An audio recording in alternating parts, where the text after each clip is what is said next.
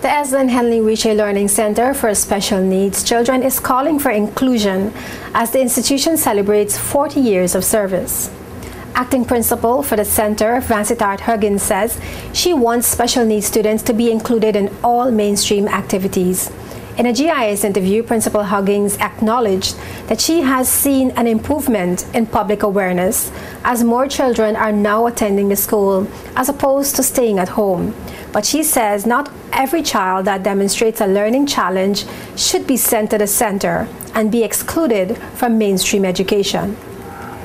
We no longer want our children to be segregated. We want them to be included in all aspects of life. We are hoping that at the end, our educators will appreciate the term inclusion. Inclusion simply means mainstream schools making changes to accommodate children with special needs and special educational needs. Sometimes we think that if this child has a need, whether it's a learning difficulty or some other physical need, they should be sent away to Eslyn Henley. The answer is no. Children have a right to be included and be taught with their peers in the mainstream school. And we are hoping that more teachers will embrace inclusion. Yes, we may need a school for children with severe challenges, but not all children with a challenge should be excluded from the mainstream. The 40th anniversary is being held under the theme Moving Towards Excellence and Inclusion for the Next Generation of Special Education. Guidance counselor at the center, Travani Smith, explained that until government recognized the center as a public school in 1977, it scarcely had the funds it needed to operate. During its early years, the center received no financial aid from the government. A steering committee comprised of interested persons from the community, along with members of the Red Cross, sought ways to finance the school. This group was called Friends of Fort Charlotte Children's Center. Events such as raffles, dance, and other fundraisers and donations aided the school but could not be regarded as a steady income. Regular pledges, subscriptions from individuals and local businesses were sought.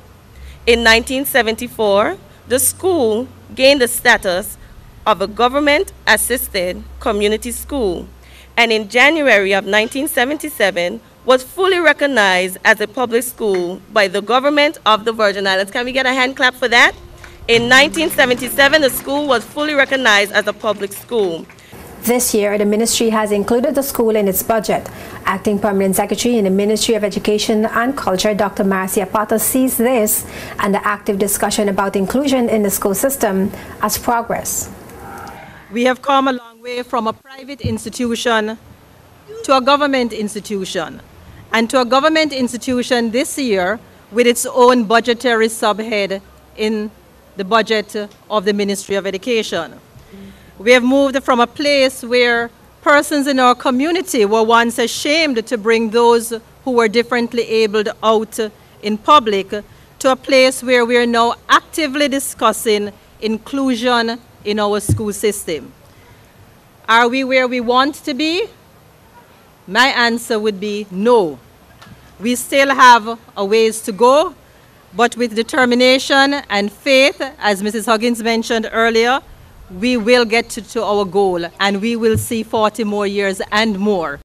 The 40-year celebrations included a march and the opening of the Reading Garden with a theatrical presentation depicting the history of the school.